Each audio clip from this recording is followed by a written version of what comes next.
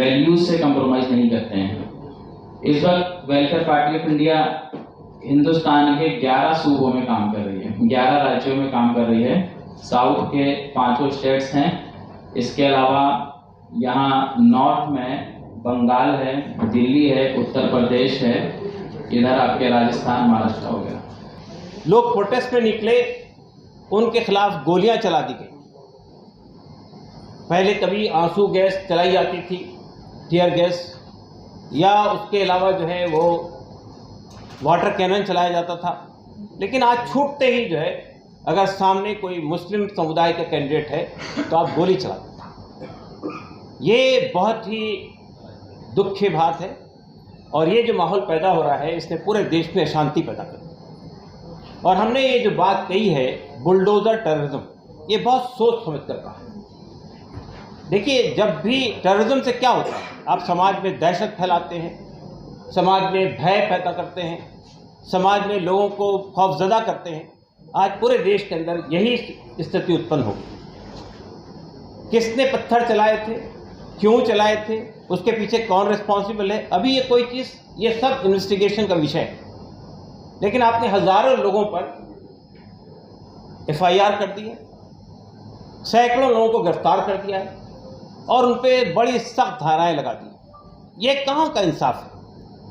ये कौन सा कॉन्स्टिट्यूशन जिस पर आप अमल कर रहे हैं? आपने लीगल पोजीशन भी ले ली, आप जुडिशरी भी बन गए और खुद फैसला कर रहे हैं। जावेद मोहम्मद जो हमारी नेशनल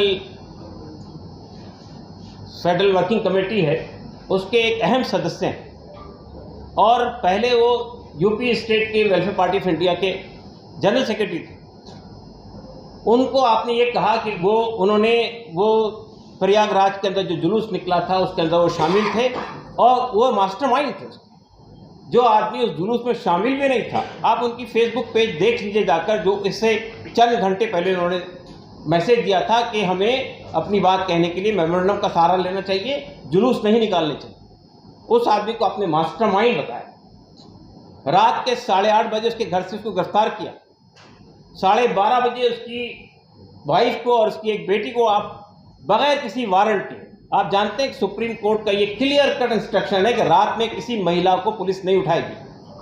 आपने 12:30 बजे रात में उनकी वाइफ को, जो कि डायबिटिक पेशेंट है, और एक बेटी को उठाकर ले गए और 24 घंटे तक इल्लीगली थाने के अंदर बंद कर रखा। और फिर आपने रात में 10 तारीख की रात में एक नोटिस लगा दिया जावेद मोहम्मद साहब के घर पर और ये कह दिया कि ये घर जो है बगैर नक्शा पास किए बनाया गया। जबकि हम ये जानते हैं और हम आज साबित कर देंगे आपके सामने कि वो घर जावेद साहब के नाम पर नहीं है। वो जावेद साहब की वाइफ को उनके फादर ने शादी से पहले गिफ्ट किया था। उस घर को तोड़ दिया गया और ये कहा गया कि इससे पहले नोटिस दिए गए थे आपको। क्या एडमिनिस्ट्रेशन को ये मालूम नहीं था कि ये घर किसके नाम से है, कौन इसका टैक्स भर रहा है, कौन उसका एक लीगल यानी इसका ओनर है? ये मालूम नहीं आपको। और आप चूंकि जावेद मोहम्मद वहाँ रहते हैं तो आपने जाकर उनका घर तोड़ दिया। किस कानून के तहत तोड़ा? कहाँ से ये मिल गया? योगी साहब ने एक ऑर्डर कर दिया वहाँ से कि हम उनके खिलाफ सख्त कार्रवाई करेंगे, उनके घरों को डिमोलिश करेंगे। तो प्रशासन के लिए काफ़ी था। ये जानने की कोशिश नहीं की गई वो घर किसका है।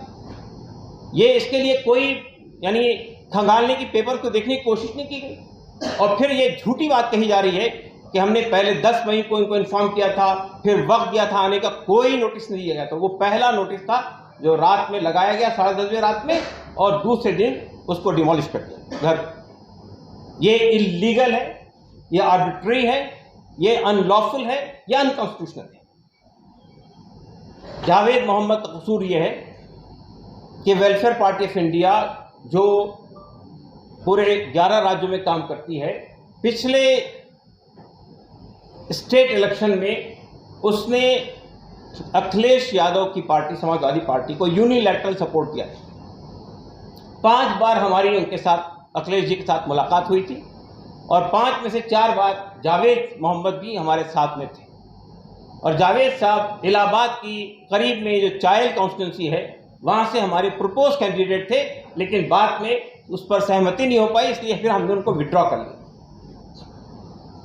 तो और उसके बाद आप जानते हैं कि जब हमारी बातचीत चल रही थी अखिलेश यादव जी से, उसी वक्त में योगी साहब ने अपने कार्यकर्ताओं को संबोधित करते हुए कहा था कि ये वेलफेयर पार्टी के साथ बात कर रहे हैं। जो वेलफेयर पार्टी का जो प्रेसिडेंट है, नेशनल प्रेसिडेंट, वो उमर खालिद का फादर है।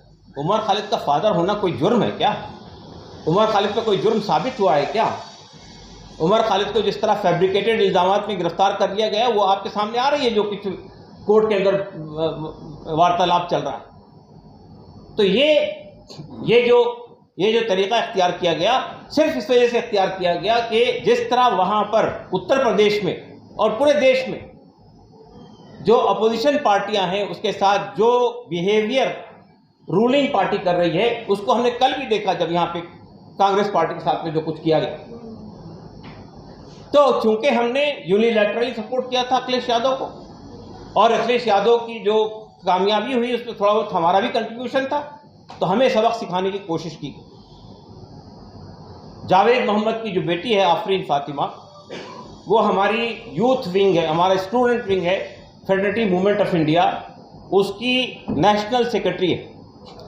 ये दोनों बाप और बेटी सीए के खिलाफ जो तहरीक चली थी, एंटी सीए मूवमेंट जो चली थी शाहीन बाग के नाम से पूरे देश में, उस तहरीक में प्रयागराज के अंदर ये भी फोर फ्रंट में मौजूद थी।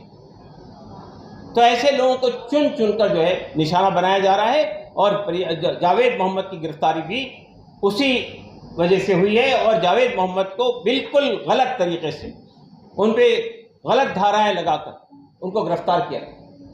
आप उनके घर को ध्वस्त कर देते हैं, घर के पूरे सामान को लाके सामने फेंक देते हैं, उसमें कोई चीज़ नहीं मिलती है। बाद में पुलिस ये क्लेम करती है कि उनके पास से ऑब्जेक्शनेबल लिटरेचर मिला और वहाँ से कट्टे मिले। वाह भाई वाह, कट्टे मिले, किसी को मालूम नहीं कट्टे किसने देखे नहीं। और आप 3 दिन से माहौल बना रहे थे, कोई आदमी कट्टे घर में रखकर रहेगा? यानी पुलिस को इतनी अकल तो आनी चाहिए कि कोई बात कहते वक्त में ये समझना चाहिए कि कौन बात के अंदर कितना दम है। एक ऐसे आदमी को जिससे कल तक इलाहाबाद की पुलिस, प्रयागराज की पुलिस शांति के लिए और बहुत सारे प्रयासों के लिए जिसके साथ बैठती थी, वही एसपी साहब जिन्होंने उनको गिरफ्तार किया और जिन्होंने प्रेस को संबोधित किया, वो घर जाते थे जावेद साहब के। प्रयागराज के अंदर जितने भी ऐसे शांति के लिए प्रयास हुए, उसमें जावेद मोहम्मद पेश रहते थे। आज आप उनको एक आतंकी घोषित करते हैं, आज उनको क्रिमिनल घोषित करते हैं और मास्टरमाइंड बताते हैं। फिर जिस तरह से जुमे की नमाज के बाद जो प्रदर्शन हुए थे, किसी मुस्लिम संगठन ने कॉल नहीं दी थी, लेकिन लोगों के अंदर एक गुस्सा है। जो कुछ नुपुर शर्मा ने कहा था उस पर कोई कार्रवाई बीजेपी ने नहीं की, सिवाय इसके कि उनको निलंबित किया है 6 साल के लिए। उस पर पूरे देश में गुस्सा है, देश के बाहर भी गुस्सा है, आपके सामने है चीज़। उस पर अगर कुछ लोग प्रोटेक्शन निकालते हैं तो आप ईंट का जवाब पत्थर से देते हैं, आप लोगों के घर तोड़ देते हैं जाकर। सहारनपुर में 2 लोगों के घर तोड़े गए, कानपुर में 1 आदमी का घर तोड़ा गया और कई लोगों को, सैकड़ों लोगों को गिरफ्तार किया गया। और फिर हमें अफसोस के साथ ये कहना पड़ता है कि सिर्फ ये बीजेपी रूल्ड स्टेट में नहीं हो रहा है, बल्कि झारखंड में, जहां बीजेपी की गवर्नमेंट नहीं है, झारखंड के अंदर भी उनके खिलाफ गोली चला दी गई। 2 लोग हमारे शहीद हो गए और 12 लोग जो हैं जख्मी हैं। तो हम आज इस प्रेस कॉन्फ्रेंस के माध्यम से ये डिमांड करते हैं कि जो लोग शहीद हुए हैं उनको एडिक्वेट कंपनसेशन दिया जाए, हाई लेवल इंक्वायरी इंस्टीट्यूट करवाई जाए, और जितने पुलिस ऑफिसर या जितने भी पद अधिकारी जो है उसके लिए रिस्पॉन्सिबल करार पाएं, उनके खिलाफ कार्रवाई की जानी चाहिए, कानूनी कार्रवाई की जानी चाहिए। और जितने लोग गिरफ्तार किए गए हैं गलत तरीके से, इलीगल तरीके से, उन सबको अनकंडीशनल रिहा किया जाए, जावेद साहब के साथ साथ। हम ये मुतालबा करते हैं कि जो घर इलीगल तरीका, मैं अभी आपको डॉक्यूमेंट दूंगा, आप देख लीजिएगा कि टैक्स किसके नाम से भरा गया, किसके नाम से वो जगह है, कब नोटिस दिया गया, आप खुद देख लीजिएगा। हमारा ये मुतालबा है कि वो घर जो आपने जावेद साहब का कह के तोड़ा है, वो उनकी बीवी परवीन फातिमा का घर है, उस घर को जैसा तोड़ा था वैसा ही बनाकर वापस लौटाया जाए। हम उनके फैमिली की तरफ से इलाहाबाद हाई कोर्ट में पिटीशन फाइल कर रहे हैं। हमने नेशनल ह्यूमन राइट कमीशन को पे कंप्लेंट लिखवाई है। हमने नेशनल माइनॉरिटी कमीशन और नेशनल विमेन कमीशन को भी एप्लीकेशन दी है कि ये जो नाइंसाफ़ी हो रही है, जो इनजस्टिस हो रहा है, जो पूरे मुल्क में टेरर का माहौल पैदा किया जा रहा है, इस माहौल के ऊपर संज्ञान लिया जाए। हम चीफ जस्टिस ऑफ इंडिया को खत लिख रहे हैं कि जब इस देश के अंदर लोगों के फंडामेंटल राइट्स पर, कॉन्स्टिट्यूशनल राइट पर जब सवाल खड़े किया जा रहा है, जब उसको ख़त्म किया जा रहा है, तो सुप्रीम कोर्ट ऑफ इंडिया को कॉग्निजेंस लेना चाहिए इन हालात का और स्टेट को क्लियर कट इंस्ट्रक्शन देने चाहिए। इसलिए कि देखिए, हमारे देश में जब भी सत्ता की तरफ से कोई इनजस्टिस होता है तो हमारे पास में जो साधन है, हमारे पास जो चीज़ अवेलेबल है, वो है हमारी जुडिशरी। हमें जुडिशरी में भरोसा है, हमें इस बात का यकीन है कि जावेद मोहम्मद को इलाहाबाद हाई कोर्ट से भी इंसाफ मिलेगा और हमें यकीन है कि सुप्रीम कोर्ट ऑफ इंडिया पूरे देश में जो वातावरण है उसको देख रहा, चीफ जस्टिस देख रहे हैं किस किस्म का माहौल पैदा हो रहा है। एक खास समुदाय को आप टारगेट कर रहे हैं, आपके इंटेंशन चाहे कुछ भी हो, आप सोसाइटी को पोलराइज करना चाहते हो। हमारा देश बरसों से एक प्लूरल स्टेट है, इसमें आपसी सद्भाव है, कम्युनल सद्भाव पाया जाता है। आप उसको छेड़ रहे हैं, उसको खराब कर रहे हैं, किसके फायदे के लिए कर रहे हैं? आपके पार्टी का फायदा हो जाए, आपको चंद वोट मिल जाए तो आप देश के पूरे वातावरण को खराब कर देंगे, देश के संविधान के साथ खिलवाड़ करेंगे, रूल ऑफ लॉ को ख़त्म कर देंगे। हम ये समझते हैं कि अब वक्त आ गया है कि यहाँ की जो सेकुलर पार्टियाँ हैं, यहाँ की जो सिविल सोसाइटी है, उसको आवाज़ उठानी चाहिए। और हम आपके माध्यम से उन सब लोगों का शुक्रिया अदा करना चाहते हैं, उनको धन्यवाद देना चाहते हैं, उन पॉलिटिकल पार्टीज़ को जिन्होंने इसके खिलाफ, इस इलीगल डिमोलिशन के खिलाफ, इस बुलडोजर टेररिज्म के खिलाफ आवाज़ उठाई है और जिन्होंने इसके खिलाफ ये कहा है कि ये जो कुछ हुआ गलत हुआ। हम उन सब का धन्यवाद करते हैं और हम उन सब को साथ लेकर एक नेशनल अलायंस बनाने की कोशिश कर रहे हैं ताकि आइंदा जो देश के जो सिटीजन्स हैं उनके संवैधानिक अधिकारों का हनन ना हो, उनको नुकसान न पहुँचाए। हम सिविल सोसाइटी से भी गुजारिश करते हैं कि सिविल सोसाइटी ने हमारे यहाँ बहुत बड़े बड़े कारनामे अंजाम दिए हैं, लेकिन अब वक्त इस बात का तकाजा कर रहा है, ये डिमांड कर रहा है कि वो घर में न बैठे, वो मैदान में आए। हम समझते हैं कि आफरीन फातिमा को भी टेरराइज किया जा रहा है। जिस तरह के अल्फाज एसपी इलाहाबाद ने कहे हैं, उससे ऐसा लगता है कि उनके टारगेट में आफरीन फातिमा भी है। आफरीन फातिमा जेएनयू की स्कॉलर हैं, वहाँ से काउंसलर इलेक्ट हुई है, वो एक अच्छी स्टूडेंट भी है और एक अच्छी नागरिक भी है। वो हमारी यूथ विंग की एक नेशनल सेक्रेटरी है, उसके खिलाफ भी अगर कोई कार्रवाई की जाए तो बर्दाश्त नहीं की जाए। हम आपके माध्यम से ये कहना चाहते हैं और अपनी तमाम पॉलिटिकल पार्टीज़ को, रूलिंग पार्टी को भी और जो लोग अपोजिशन में, उन सबको भी ये कहना चाहते हैं कि हमारे देश का संविधान सर्वप्रिय है, हमारे देश में रूल ऑफ लॉ को प्रथम स्थान हासिल है, तो कोई भी रूल ऑफ लॉ से खिलवाड़ करने की कोशिश न करे और कॉन्स्टिट्यूशन को के साथ में ये हरकत न करे कि कॉन्स्टिट्यूशन के होते हुए, रूल ऑफ लॉ के होते हुए मनमाने तरीके से, यूनिलैटरल तरीके से कार्रवाई का आगाज़ करें। मैं समझता हूँ कि पत्रकारों के माध्यम से भी मैं पूरे देश की जनता से अपील करना चाहता हूँ, जब इस किस्म का माहौल पैदा हो जाए तो जनता को खामोश नहीं बैठना चाहिए। आज एक समुदाय के खिलाफ, आज चंद लोगों के खिलाफ बुलडोजर चल रहा है, लेकिन अगर ये ट्रेंड बाकी रहा, इसको चेक नहीं किया गया, कोई सामने नहीं आया, तो मुझे यकीन है, मुझे अंदेशा है इस बात का, आई हैव एन अप्रीहेंशन,